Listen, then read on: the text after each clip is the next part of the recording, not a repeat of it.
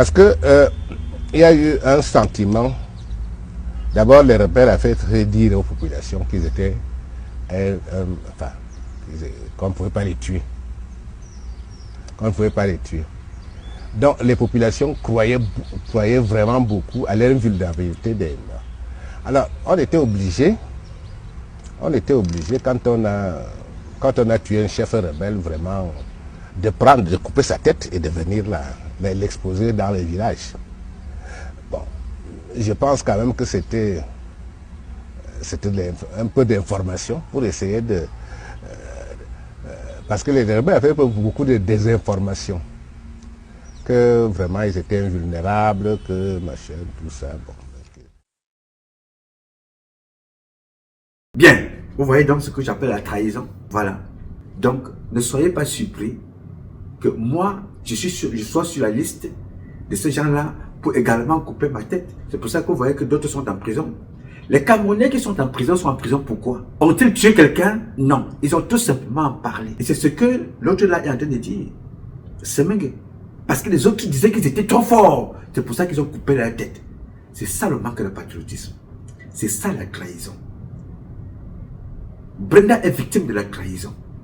Il faut vendre l'enfant dans les sectes pour croire qu'on peut être là éternellement. On a vendu Brenda. Il faut détruire la carrière de Bruno Bidjan pour considérer qu'on a rendu un service à la nation. Sacrifier des jeunes comme ça. Lui faire comprendre qu'on peut te donner l'argent, tu peux construire une maison. Mais comment? Tu construis la maison, tu fais exactement comme Amgo Belinga. Tu fais venir les gens.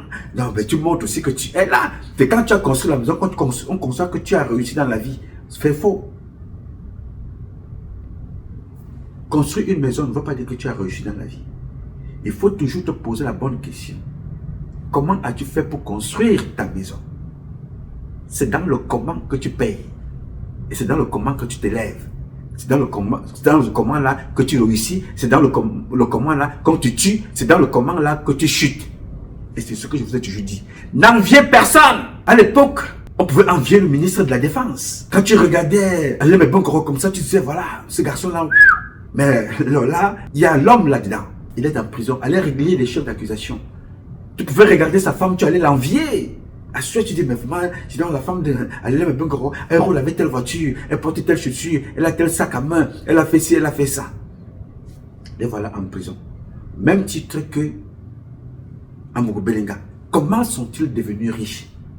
Qu'est-ce qu'ils ont sacrifié? Ont-ils pactisé avec X ou Z? Ont-ils pactisé avec des entités visibles ou invisibles? Comment sont-ils devenus comme ça? Et c'est là que les traîtres de la République, c'est dans toute cette jeunesse que vous voyez là. Pas des sectes. Et aujourd'hui, un militaire ne peut plus combattre, ne peut plus solliciter son intelligence, son patriotisme pour défendre une cause. Parce que lui-même vient te proposer la nuit, il dit que non, sodomisez-moi et donnez-moi le galon. Moi, je préfère mourir soldat, être moi ce que je suis avec d'autres défauts, mais mourir soldat que d'aller me faire souiller mon corps par un individu qui ne sait même pas ce qu'il représente. Tu te poses donc la question à la fin. Oui, ils ont fait ça. Mais que sont-ils devenus par la suite? Eux-mêmes. Que sont-ils devenus? Qu'ont-ils fait de la République? Sommes-nous devenus une première puissance militaire? Sommes-nous une deuxième puissance militaire? Sommes-nous capables de partager, de fabriquer un marteau? Un marteau. Hamgi, un marteau.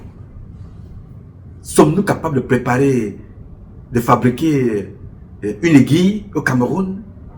Parce qu'on a tué Brenda, on a gâté un enfant, on a tué Junior, et à ce moment-là, ça fait de nous un pays qui peut aller à la lune, qui peut aller tutoyer les étoiles, parce qu'on a décidé de détruire la vie de Parfait Mapou, après avoir été au service de Joseph Fouda. Ça a changé quoi dans la vie de Joseph Fouda? Ça a changé quoi au Cameroun? Qu'est-ce que ça a apporté au peuple camerounais? Traîner comme ça tous les jours pour distraire les gens. On est au tribunal aujourd'hui, on est demain, il y a confrontation. Ça apporte quoi aux Camerounais? Ça détruit le Cameroun et ça démontre que le galon au Cameroun ne représente plus rien. La fonction au Cameroun ne représente plus rien. Quand vous regardez tout ça, vous comprenez donc d'où vient la trahison. Comment as-tu fait pour être général? Comment as-tu fait pour être ministre? Comment as-tu fait pour être homme d'affaires? Comment as-tu fait pour construire la maison en 6 mois? C'est avec les 3 minutes là, 3 minutes du peuple? C'est avec ça? Alors comment voulez-vous être des patriotes si vous avez été lâchement vendu? Vous avez lâchement vendu vos âmes. Avec quelle âme, avec quel esprit allez-vous être des patriotes? Donald Trump sait que Paul Biya ne vaut rien. Très urgent. Le président américain Donald Trump a confirmé que tous les biens des présidents, ministres et députés africains seront saisis dans les pays occidentaux dans les jours à venir. Il déclare « L'Afrique est le seul continent où la corruption est devenue une norme. Les dirigeants africains ne pensent qu'à leur intérêt personnel. Ils ne se soucient même pas de leur peuple. Les autorités africaines préfèrent voler les richesses du continent pour aller construire de luxueuses villas en Occident au lieu de développer l'Afrique. Seuls les enfants des présidents, ministres et députés ont le droit de vivre une belle vie, d'étudier dans les grandes universités, de manger dans les meilleurs restaurants en Amérique, en Europe ou en Asie. Pendant ce temps, des millions de citoyens africains n'ont même pas de quoi manger, se loger, s'habiller ou se soigner. Et toi, qu'en penses-tu? Es-tu d'accord avec les propos de Donald Trump? Donne ton avis en commentaire, abonne-toi et partage massivement la vidéo. Et ce que les gens n'ont pas compris, c'est que Paul Biya est le président le plus détesté par Trump. Et Trump n'oublie pas. Il vous a dit qu'il va combattre pour les chrétiens au Nigeria. Et au cours de son premier mandat, pourquoi il avait agi au Cameroun? Parce qu'on tuait les anglophones. Il n'a pas oublié qu'il avait refusé de recevoir Paul Biya ici, aux États-Unis. Il a reçu les Ali Bongo. Alors que Paul Biya était ici à New York, il dormait là. Les autres étaient reçus là-bas à Washington DC. Premier mandat. Premier mandat, Donald Trump nous enlève à la Goa à cause du Nozo. Premier mandat, Donald Trump nous enlève l'aide militaire américaine à cause du Nozo. Premier mandat, Donald Trump envoie son secrétaire d'État aller donner la photo d'un ancien président à Paul Biya pour lui faire comprendre qu'à cette époque-là, tu étais déjà aux affaires. Il est donc temps de partir pour toi. Donc, stratégiquement parlant, tu te poseras la question pourquoi parmi toutes les listes qui sortent de partout de pays africains interdits de venir aux États-Unis, il n'y a pas le nom du Cameroun. Non, ne t'inquiète pas, ça arrive. Donald Trump est l'un des meilleurs présidents des 50 dernières années. Pas parce qu'il est très bon, je le rappelle tous les jours, mais parce que Donald Trump a cette capacité-là de parler, de vous dire des choses et de les faire. Il n'est donc pas différent de Barack Obama, qui ne parlait pas, qui pliait les manches, il met une cravate, il va jouer au basket. Pendant ce temps, il charge le cargo des milliers d'Africains, il vous envoie chez vous. Je dis non, ça c'est un couple vraiment fashion. Hein? La femme est africaine, vraiment nord-américaine, le mari est métis, le mari est africain. Il est donc tué Kadhafi. Trump t'appelle, il écrit sur sa page, il te dit que voici ce que tu veux faire de ton pays dans 2 mois. Change. Voici ce que je veux faire dans quelques jours. Change. Tu peux donner l'argent à des lobbies comme Paul Biya le fait ici aux États-Unis. Tu peux faire tout ce que tu veux. Mais Trump a son idée dans la tête. Il sait que tu es bête. Et il faut ses intérêts.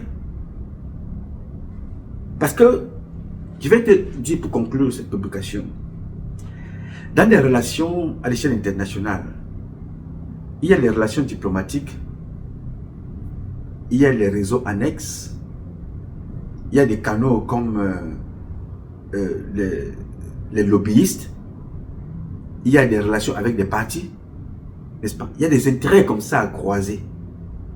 Ces intérêts-là sont pour la plupart des intérêts individuels des personnes et leurs projets et leur business. Mais il y a l'intérêt supérieur des États-Unis. Quand les États-Unis sont menacés, mon ami Paul Biya prend tout l'argent du Cameroun et donne au lobby. Et bien il va partir. Oui, monsieur. Parce que chaque fois que Paul Biya donne l'argent à des lobbies ici, ça fait nourrir certains lobbies, ça paye des taxes, et ainsi de suite. Pourquoi on ne parle pas de lui dans les médias? Pourquoi on ne le jette pas comme ça? Et pour donner ça dans certains journaux en France. Il fait ce qu'il veut. Mais, mon cher ami, le moment venu, c'est comme si tu n'avais rien fait. Parce que ce n'est pas ce que Donald Trump attend de toi. Ce n'est pas ce que ton peuple attend de toi. Le président de la Corée donne l'argent à qui? Kim Jong-un. Il donne l'argent à qui? Il s'est fait respecter en entrant dans quelle loge? En portant le caleçon rouge ou en développant des armes qui protègent son pays. Tout récemment, il a construit toute une nouvelle ville. Toute une nouvelle ville a été inaugurée. Tout récemment. Était-il dans l'organisation souveraine du désordre et de malchance? Avez-vous déjà vu la femme de Kim Jong-un aux États-Unis? Vous l'avez vu où? Avec qui? Mais il se bat pour son peuple. Il est influent. Il n'a pas de meilleur boxeur. Il n'a pas de meilleur footballeur. Mais il est influent dans le monde. Mais nous, en 60 ans, on a investi plus en France que dans nos villages. Parce qu'on veut un papier. Je voudrais dire ici aux jeunes Camerounais, et je ne vous le dis pas aujourd'hui, je vous le dis bien avant que Trump devienne président. Respectez vos pays d'accueil. Jamais de la vie. Ne vous attaquez jamais à vos pays d'accueil. Manifestez là-bas pour les intérêts de votre pays d'origine, mais ne vous attaquez jamais au pays d'accueil. Parce que ces gens-là, ils vous ont quand même accueilli.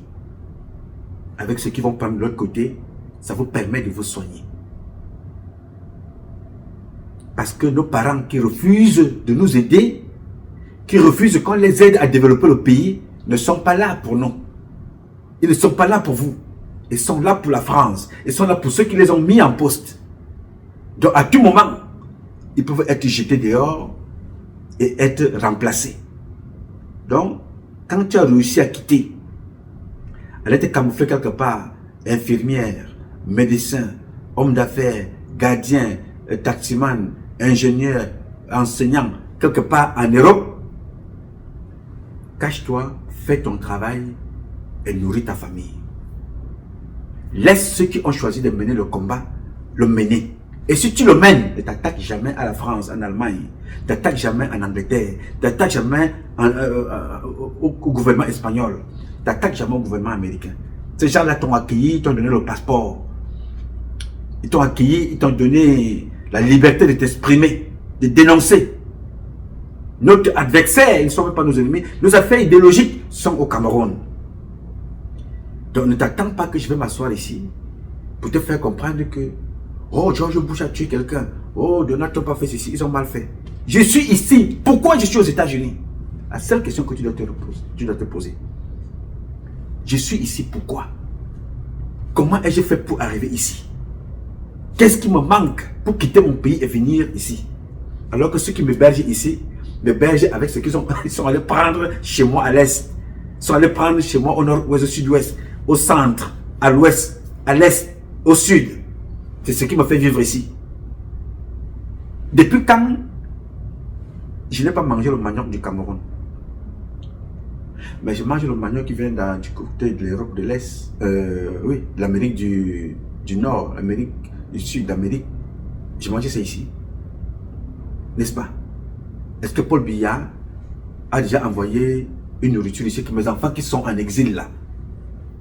Comme je voyage là, j'ai fait venir 500 conteneurs pour qu'on donne à chacun de vous un bâton de manioc. Mais dans l'avion de Paul Biya, c'est toujours des mallettes d'argent pour aller déposer Intercontinental. Paul Biya, le président du Cameroun. À 86 ans, il règne sur son pays depuis 1982. Réélu 6 fois avec des scores soviétiques, il pourrait briguer un 7e mandat cette année. Paul Biya aime les rives du Léman. Il y vient chaque année depuis près de 40 ans. Son épouse Chantal l'accompagne pour son shopping et pour faire soigner son impressionnante coiffure. Vous n'avez pas trop froid? Non. Non, ça va? Ça va. Par rapport aux données de Mike, on voit très bien ici sur l'année 2017 que le président camerounais, en question Paul Biya, il a utilisé son avion pour venir à Genève le 24 mars, le 12 avril, le 14 septembre, le 17 septembre, le 26 septembre et le 21 octobre 2017. On voit bien également que sur ces dates-là, il est arrivé un tel et tel jour et il est parti grosso modo en 10 jours et 10-15 jours après son arrivée. Donc on voit bien qu'il reste un moment. Pour la première fois, il devient possible de répertorier précisément ses allées et venues, et donc aussi d'en estimer le coût. Le président camerounais n'a pas un avion propre à lui et il est obligé de passer par d'autres compagnies en question, de compagnies d'affaires, pour utiliser l'avion à titre personnel pour ses voyages privés. Vous avez une idée de combien ça coûte, la location d'un avion comme ça Je n'ose pas y penser. Des milliers et des milliers de francs, j'imagine. Et je vais m'attaquer à celui-là qui utilise tous les moyens pour aller prendre un peu au Cameroun et venir me donner ici.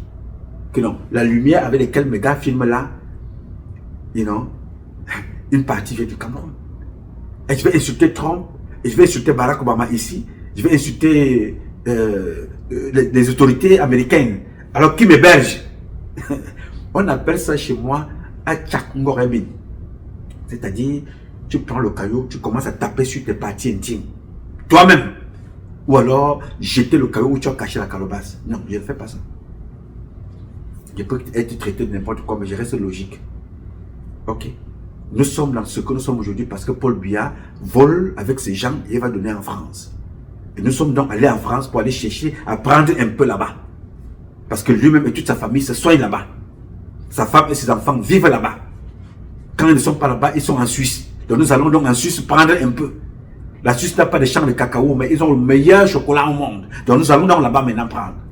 Parce que Paul Biya et sa bande des incultes et des incapables ne nous ont pas permis de dérouler le tapis de notre expertise, le tapis de notre savoir. Et ici, on nous a permis de créer. Si j'avais demandé les autorisations au Cameroun pour créer l'eau là, on ne m'aurait pas donné.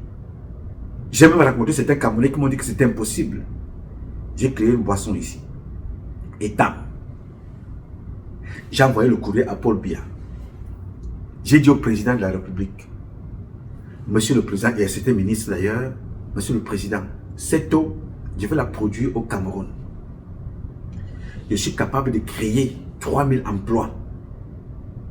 Au lancement, en un mois, 3000 emplois.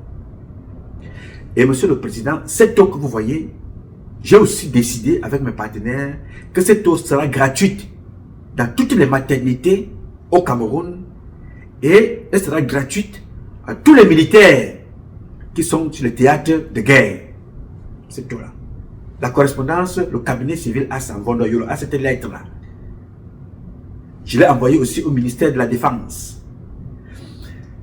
Je suis allé également, j'ai créé ici aux États-Unis ce que j'ai appelé Cameroon Institute of Peace and Security. J'ai envoyé le dossier à Paul Biya, j'ai envoyé à la Défense. Que cette structure, quand vous regardez Elon Musk, c'est un individu qui travaille avec les États dans ce pays. C'est Elon Musk qui a donné Internet en Ukraine. Un individu. Un individu, ce n'est pas un État. Elon Musk est un individu avec tout ce qu'il a. Les transferts d'argent et tout ça. Elon Musk a ça. Tous les transferts d'argent que vous voyez aujourd'hui là, que vous faites par tous les riches et tout ça. Elon Musk était la première personne à créer ce réseau. Un individu. Donc quand j'ai créé Cameroon Institute of Peace and Security, j'envoie à la Défense. J'envoie ça à Paul Biya. Mais ils ne vont pas travailler avec nous. Ils vont préférer aller chercher le Libanais que vous connaissez. Pour travailler avec le Libanais, retour commission. Résultat des causes, vous voyez ce qui se passe. Mais en même temps, moi qui suis ici, l'Amérique me fera confiance. On va m'envoyer en Haïti. Moi, Camerounais, l'Amérique m'envoie en Haïti par rapport à mon expertise, par rapport à ce que j'ai proposé. Mais mon propre pays, le Cameroun, ne travaillera pas avec moi. Il va travailler avec le Libanais. Le résultat, nous le connaissons. Au Cameroun, on a tué plus de gens qu'en Centrafrique. Centrafrique qui est en guerre avec les terroristes. On a tué plus de gens que Paul Biya est là qu'en Centrafrique. Vous voulez qu'on fasse quoi? Nous avons donc développé ici. On se dit, Monsieur le Président, on avait à l'époque une structure appelée Cameroon Airlines. Cette structure-là a été vendue. Monsieur le Président, nous venons de mettre sur pied une structure pareil, mais il n'y a que le nom qui change. Cameroon Airways, elle peut servir. Voici le carnet de route. Voici le plan de travail. Voici ce que nous proposons. J'ai envoyé en Vondoa Euro. J'ai envoyé à certains ministres au Cameroun. N'est-ce pas? Regardez ce qui dessert notre pays. Des pays, Ethiopian Airlines, des pays à l'époque, quand tu croisais un Éthiopien, dès que tu voulais insulter un Camerounais, tu dis, mais regarde, tu es mince comme ça, comme un Éthiopien, tu ne manges pas. Mais aujourd'hui, le Cameroun ne peut pas rivaliser avec l'Éthiopie. Ethiopian Airlines, ça dessert partout. On tue les Camerounaises et les Camerounais. On nous introduit dans l'homosexualité, dans le sodomifiant. On nous introduit dans les sectes. Comme vous voyez, tous les jeunes que je viens de citer là, les Amoukou Beninga, on détruit leur vie. Les Benabia, on détruit. Après, vous allez dire que voilà, on va jouer Chantal Bia, décédé un jour dans une chambre en Suisse ou en Europe quelque part. Et on tourne la page. Est-ce que ça va empêcher Donald Trump de dormir? Ça va empêcher, Emmanuel Macron de dormir? Non, vous avez été bête et vous allez mourir bête. Quel est le président qui peut être content de voir sa fille se faire filmer comme ça aux toilettes en oubliant de tirer la chasse d'eau? Je ne peux pas vous montrer la photo ici parce que c'est terrible. Il y a quelque chose qui ne va pas. Un chef d'État. Tous les enfants sont fous. Et nous avons des milliards et des milliards que nous dépensons pour que les Camerounais aillent se former de l'autre côté. Mais les Camerounais sont devenus ceux-là qui braquent les leurs en tenue. Je vous ai montré la vidéo d'un commandant de brigade ici, qui va chasser 15 gendarmes en route. Il dit, mais qui vous a demandé de faire la sécurité et le contrôle ici? Mais rentrez chez vous, libérez les voitures. Un gendarme, il va parler à d'autres gendarmes qui vont racketter les Camerounais. Mais le patron des gendarmes est au courant, Galax Setoga. Qu'est-ce qui a mis Galax Setoga là? C'est l'une des femmes de Ngongo, sodomisée, Galax Setoga. Voilà le seul mérite aujourd'hui. C'est que la plupart des hommes de sécurité chez nous ont été sodomisés. Ils sont devenus des sodomifiants. Comment penser donc que nous pouvons avoir une armée capable de se défendre en cas de quelque chose? Parce que personne n'est patriote. Parmi tous les gens, personne n'est patriote. En fin d'année, on va célébrer l'enfant de tel. Le ministre a porté capitaine, l'enfant de tel a porté lieutenant, l'enfant de général, l'enfant de colonel, l'enfant de toujours les leurs. Mais est-ce que ces gens-là, quand ils font ça, ils font quand même le travail? Non. Ça se saurait, n'est-ce pas? Nous sommes dans l'insécurité totale. Ce que vous voyez là. Donc Maduro a été victime de la corruption. Manque de professionnalisme. Vous ne pouvez pas être l'un des pays les plus riches en pétrole et que vous ne soyez pas capable, depuis plus de 60 ans, de préparer comment vous défendre un jour. C'est le même cas avec le Cameroun.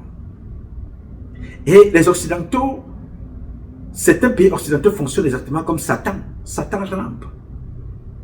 Il sait.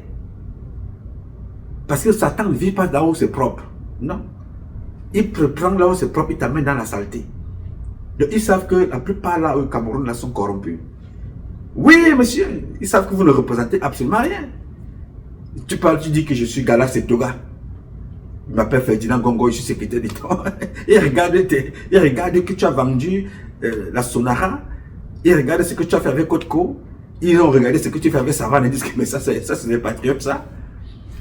Ils regardent ça et disent que mais ça, est-ce que ça ce sont des patriotes? L'affaire Glencore, Donald Trump connaît tous ceux qui sont impliqués. Il sait qu'à tout moment, on peut les arrêter dans un aéroport, vous impliquer dans ces histoires de faux que vous avez organisées là. Mais et nous, qu'est-ce que nous faisons? On est dans les petites guerres pour distraire les Camerounais, c'est l'Africa Foot, c'est le football, c'est moi les combis, et c'est le président de l'Africa Foot. Voilà notre petit niveau, en attendant que ça nous arrive. Alors mes chers compatriotes, j'ai donc voulu vous dire ça ici, que tout ce que vous avez vu là, rien n'est nouveau, ce n'est qu'un renouvellement. Ce que le président Donald Trump a fait, vous l'avez déjà vu en Irak, il n'était pas président. Il va chercher ailleurs ce qu'il n'a pas dans son pays. Et nous, nous venons chercher ici ce que nous avons dans notre pays. Voilà la nuance. Donald Trump va chercher le pétrole, va chercher le gaz, va chercher l'or et le diamant. C'est ce qu'il avait demandé à l'Ukraine, à Zelensky. je veux signer avec toi, mais je veux les terres rares. Nous avons des terres rares chez nous. Donald Trump nous demande, on va lui donner ça. Au moins pour que nous soyons libres de travailler et de nous développer. Puisque nous avons ça, ça sert à qui? Ils vous ont dit tout récemment qu'ils ont vendu pratiquement plus de 900 ou c'est combien de milliards? 15 tonnes. Ils ont dit qu'ils ont vendu ces 22 kilos au Cameroun d'or. Vaut mieux signer des accords avec des personnes, avec des États qui vont nous aider à développer que de donner ça, de laisser ça entre les mains des individus qui mangent, qui boivent et ne sont même pas capables de permettre à nos enfants d'aller à l'école sans payer. Parce que tout ça, ça sert à quoi?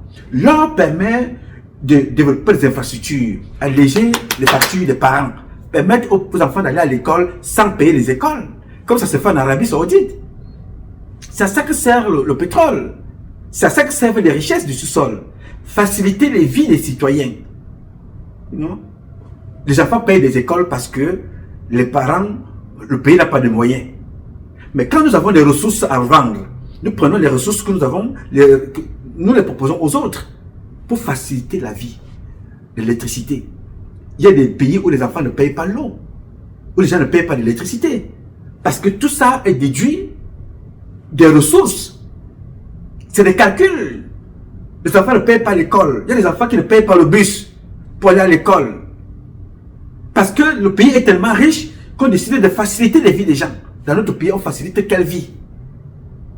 C'est-à-dire que Mvondwa-Yolo, à lui tout seul, il vole les budgets. Oswald Babouki vote les budgets. Femme Dongo vote les budgets. Ferdinand Gongo vote les budgets. Détourner les budgets, mais en même temps, ils ont des bons de carburant. Les gars ont des bons de carburant, mais quand une copine arrive, ils te donnent le bon de carburant de 300 000, de 500 000, on te donne le bon de carburant. Pendant ce temps, il y a des peuples, des taximens qui sont là. Ils ont besoin d'un accompagnement. Il y a des enfants qui ont besoin d'être accompagnés. Mais pour eux, c'est un petit groupe. Quand il t'a donné ça, vraiment, ils pensent qu'il a trop fait. Il ne paye pas le loyer, il ne paye pas son chauffeur, il ne paye pas sa voiture, il ne paye pas le carburant, il ne paye pas à manger, il détourne les caisses de l'État. Mais c'est toi qui vas aller te défendre. Tu vas te faire tuer en tant que soldat pour défendre Mvondwa-Yolo. Et dans tout ça, tu n'as rien. Tu n'as pas d'équipement. Ils ont encore monté des faux projets avec la Chine. À la fin, le soldat n'a rien. Où est le patriotisme? Dans tout ça, ils couchent avec des filles sans préservatif et vous condamnent des maladies. Nous sommes le pays aujourd'hui le plus contaminé avec des maladies sexuellement transmissibles. Où est le patriotisme dans tout ça? Quand tu vas parler, c'est un problème. Cette enfant-là parle mal. Cette enfant-là dit des choses. Qui vous dirait ça? Mais quand Donald Trump vous le dit, non, il a insulté. Quand vous-même vous le faites, comment est-ce que vous pensez dans vos têtes? Si on fait aujourd'hui la vague de nouvelles arrestations, vous direz que vous n'avez rien appris à l'époque d'Alain Mabengoro. Vous n'avez rien appris. Vous connaissez qui est le vice-président américain? J.D. Vance, vous le connaissez, le vice-président américain. Est-ce que vous connaissez qu'il était l'ennemi de Donald Trump? Vous ne savez pas ça, n'est-ce pas? Avec Trump écrit contre Donald Trump. Donald Trump, un jour, s'est posé la question que, mais cet enfant qui écrit contre moi, là, qu'est-ce que j'ai fait? Qu'est-ce qui ne va pas? Il s'est rapproché de lui. Il a compris, ah, est-ce que tu peux donc venir pour qu'on travaille ensemble pour changer les choses? Il dit, ok. Il est venu. Les voilà aujourd'hui. Au Cameroun, quand tu parles comme je parle là, c'est que je suis ennemi de la société. Je suis ennemi de Paul Biya. Mais ceux qui ne sont pas les ennemis de Paul Biya, qu'ont-ils fait pour montrer à Paul Biya qu'ils peuvent travailler? Ils ont volé. Ils ont détourné. Voilà leur petit niveau. Pour montrer, pour ne pas montrer leur échec, ils préfèrent aller travailler avec des étrangers. Pour des rétrocommissions. Mais la situation est toujours la même. On sombre. On va te payer pour que tu ne parles pas. Mais on ne te payera pas pour que tu apportes ton expertise. Pendant ce temps, le pays sombre. Ces gens-là ne se promènent pas. Ils s'en vont en Arabie Saoudite organiser des conseils d'administration. Ils ne regardent les routes en Arabie Saoudite. Ils ne se posent pas la question comment puis-je faire pour que les mêmes routes, nous les ayons au Cameroun. Ils ne se posent pas la question. Il nous manque quoi, les budgets? Nous avons. Les ressources minières, nous les avons. Nous avons des moyens, nous avons la main d'œuvre. Comment faites-vous pour que notre pays puisse être à l'état dans lequel il se trouve? Manque de patriotisme. Ça conduit à ce que vous voyez là. Manque de patriotisme. Ils préfèrent donc aller travailler avec les autres. Parce que là-bas, ils veulent des rétrocommissions.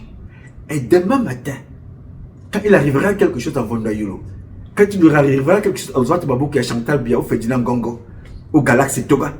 Ou alors celui qu'on appelle le papa, l'ancêtre, qu'on appelle Mbargangele, ou Mbargombois. Je vais me mettre à pleurer qu'un parent est mort. Ou on a enlevé un parent au pouvoir. Moi. Non les gars, c'est pas moi. Je ne peux pas faire ça. Je ne peux pas. Non. Ces gens-là ont tué le Cameroun. Et ils ont tué le peuple camerounais. Je ne peux pas. Je ne peux pas m'asseoir ici un jour, regretter la présence de Paul Biya au pouvoir. Je ne peux pas m'asseoir, regretter la présence de Ngongo au pouvoir. Je ne peux pas m'asseoir, regretter la présence de Oswald Babouké ou de Mondayolo parce que ce sont des frères, ou ce sont des parents. Non, ces gens-là ont tué la République. Ils ont tué la République. Alors, il est donc temps, mes chers amis, qu'on pense autrement. Les événements comme ce qui s'est passé au Venezuela ont un but, celui de nous instruire. Quelles leçons tirons-nous et qu'est-ce qu'il faut faire? Parce que ça va se répéter. 1884, 1885 est en train de se remettre sur pied d'une autre façon. Et nous regardons, et nous observons, et nous croyons que les autres vont combattre pour nous. Quel est le Libanais qui peut venir mourir au Cameroun, en lieu et place des Cameroun? Il s'est passé une image un jour au Congo. Les mercenaires sont arrivés au Congo. Je ne sais pas celui qu'ils avaient fait venir, mais les gars ont refusé à un certain moment de combattre. Mais ils avaient perçu l'argent. Ils sont repartis, sortant, passant par le Rwanda. Ils sont rentrés chez eux. Vous comprenez? Ils préfèrent aller mourir chez eux. Parce que s'ils meurent là-bas, qui va le payer? Ils ont été payés pour venir faire les figurants. Ils sont partis. Quand tu meurs pour ton pays au moins doit prendre en charge ta femme et tes enfants. Normalement. Mais dans notre pays, même ce qu'on donne à ta femme, you know, les Ngongo volent. Même ce qu'on donne à tes enfants, les Alem et Bengoro, à l'époque, volent. Même ce qu'on donne à tes enfants, les Lupol Moutazé volent. Et les gens, Sylvain Vendor, volent tout ça.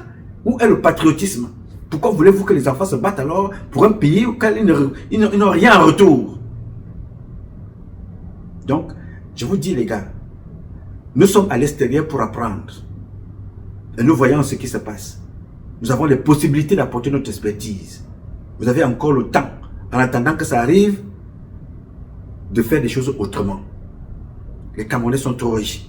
Capitaliser cette richesse, d'abord intellectuelle, elle est spirituelle, elle est matérielle. On a tout ce qu'il faut. Alors capitaliser cela. Donald Trump ne cherche pas à rencontrer l'ordre du désordre souverain de malchance. Alors qu'ici aux États-Unis, ceux qui ont fait l'Amérique là, ce sont ce que vous appelez les initiés africains. Où certains ont mis un chapeau dessus qu'on appelle les francs-maçons ou les rosicruciens ou l'ordre du désordre de malchance. Donald Trump n'a pas besoin de les voir. Pourtant ils sont là. Mais ils font tout pour leur pays pour s'élever. Ça fait l'objet d'une autre publication. Mais nous on marche avec la première dame, on marche avec la tête comme un petit pingouin perdu quelque part. Pendant ce temps le pays sombre. Il est temps que ça s'arrête. Et qu'on mette fin à ces comportements. J'ai dit. Alors mes chers compatriotes, ce combat est un combat de tous et de chacun pour un intérêt commun.